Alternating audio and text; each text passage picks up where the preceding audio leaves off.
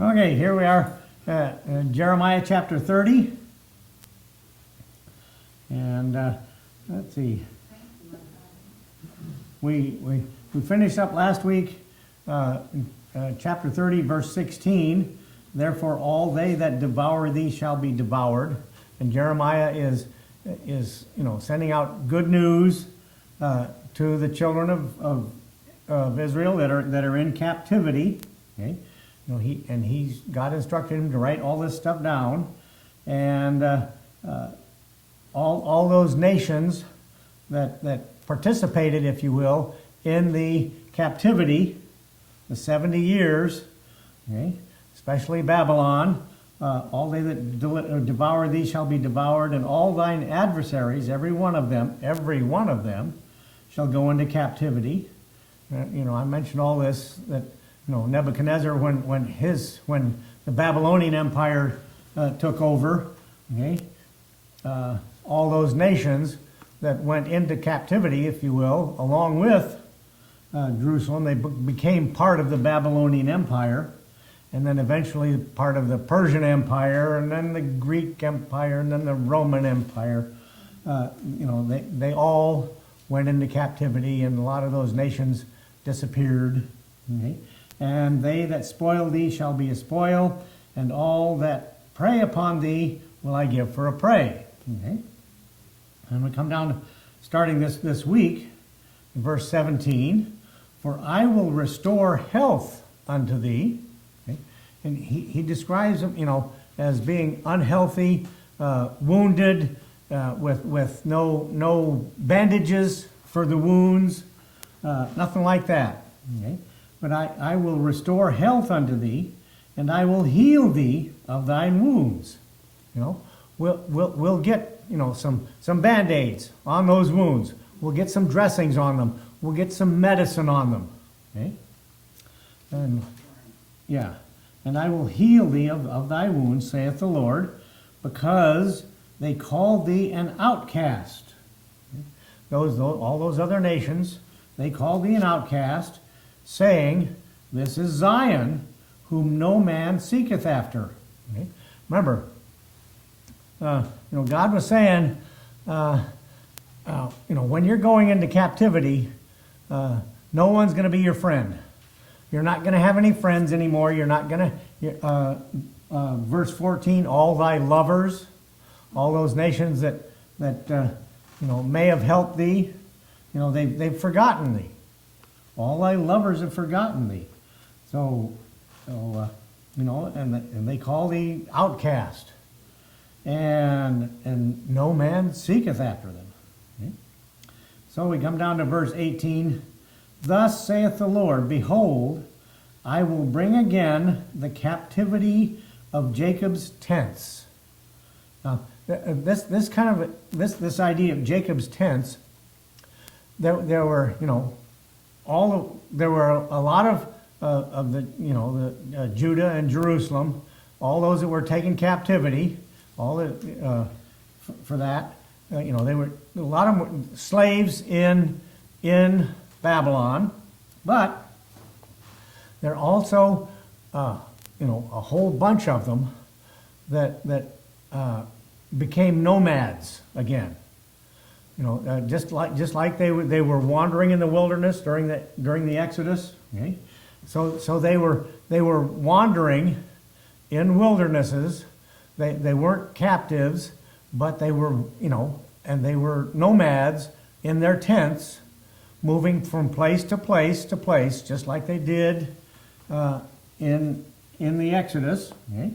So that's the idea, the picture here. I will bring again the captivity of Jacob's tents, bring those folks back, plus the captives in Babylon. They're going to be coming back, okay, and have mercy on his dwelling places. Okay? So they will be able to eventually come back and live, in houses, in dwelling places, give up their tents. Like they, when they crossed the Jordan River, remember Joshua led them across.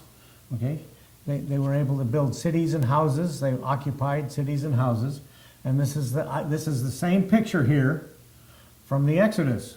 Have mercy on his dwelling places, and the city shall be builded upon her own heap. Now, remember, Jerusalem pretty much got destroyed. You could say Jerusalem was a heap of rubble. Okay? And a lot of the cities that the archaeologists are finding today, they are pretty much heaps of rubble, and they have to dig around them to find, anything, and they keep discovering a lot of these old cities. They think they found Troy, they think they found the city where Goliath lived in Gath. They think they found those cities, and they think they may have found Sodom and Gomorrah. The archaeologists, but the idea here, the picture here, the city shall be builded upon her own heap. At the end of the captivity, remember when Ezra and Nehemiah came back and they were allowed to rebuild the city walls and rebuild the temple. Okay?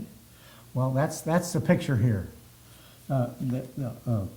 Built, dug out, built back on their own heap, and the palace shall remain after the manner thereof.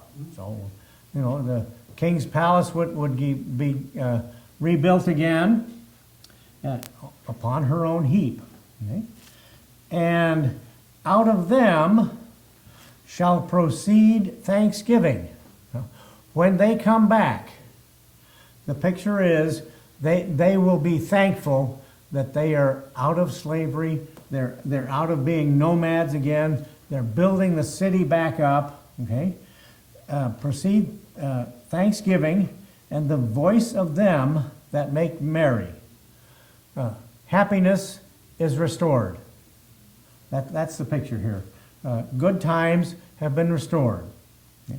And I will multiply them. Remember, 2/3 of the nation died during all of this.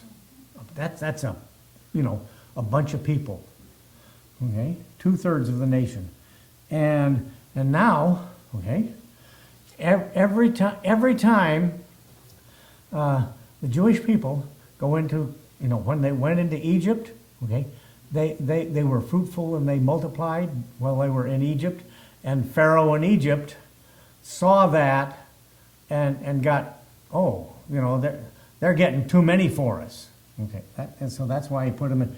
And the same thing happens even during the captivity. Okay, Jeremiah said, "Hey, get some wives, build families, multiply," and every time the Jewish people they do. Hey, they're good at multiplication, right? Okay. I will multiply them, and they shall not be few. Okay? And even during World War II and the Holocaust, 6 million of them, Jewish people, killed by Hitler and his crowd. Okay. They have multiplied, even through that and after that, they have multiplied, and they've come back to their nation. And now they're fighting for it again. Okay? But I will multiply them, and they shall not be few. I will also glorify them, and they shall not be small. Okay? The nation of Israel today is not, it's a little tiny chunk of land over there, but the nation itself, the people, are not small. Okay? And with God's help, they are taking care of themselves, and they are doing a really good job at it. Okay? They shall not be small. Their children also shall be as aforetime. Okay? Yeah, lots of kids. And their congregation shall be established before me. Okay? and I will punish all that oppress them. You think that's going on today? Yes. Yes, it is. It sure is. And even, Iran over there, they've been launching all these missiles lately. Iran has. But I think the leaders of Iran are kind of getting a little, kind of leery about, what they're doing, because Israel is going to strike back. And I think the Iranians are worried that when Israel strikes back, remember the 6-Day War there with Egypt? 1960 something, whenever it happened? I can't remember. Yeah. But when Israel strikes back, they will know something happened. Okay? I will punish all that oppress them, and their nobles shall be of themselves, and their governor shall proceed from the midst of them, and I will cause him to draw near, and he shall approach unto me. For who is this that engaged his heart to approach unto me, saith the Lord? The nobles of Israel will be able to come back, and governors approach them. Okay? Saith the Lord, and ye shall be my people, okay? And I will be your God. That's going to happen. There's still a lot of the process going on of that being really, really true. Ye shall be my people, and I will be your God. But behold, okay, now we come a little change in the subject here. Behold, the whirlwind of the north, the whirlwind of the Lord goeth forth with fury. Okay? And again, this is what's going to happen. Okay, God, fury, anger because of their sin. This whirlwind of the Lord goeth forth with fury, a continuing whirlwind. It shall fall with pain upon the head of the wicked. Okay? God does love us. He sent his only begotten Son because he loves us so much. Okay? But, the pain upon the head of the wicked. You don't want to be on the wrong side of God. I keep repeating this.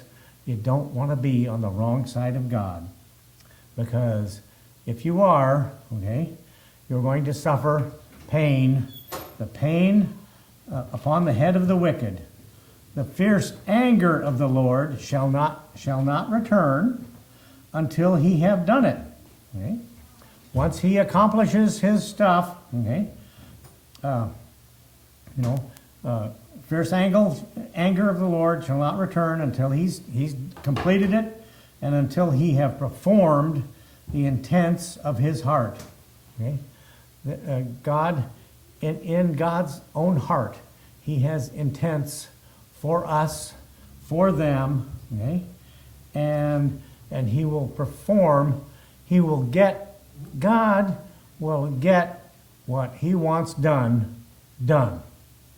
That's the idea here. Perform the intents of his heart. In the latter days, ye shall consider it. Okay? Oh, you're going to remember all this stuff.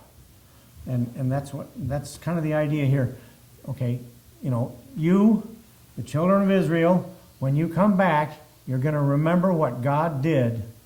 Just like they continually remember what God did during the Exodus, okay?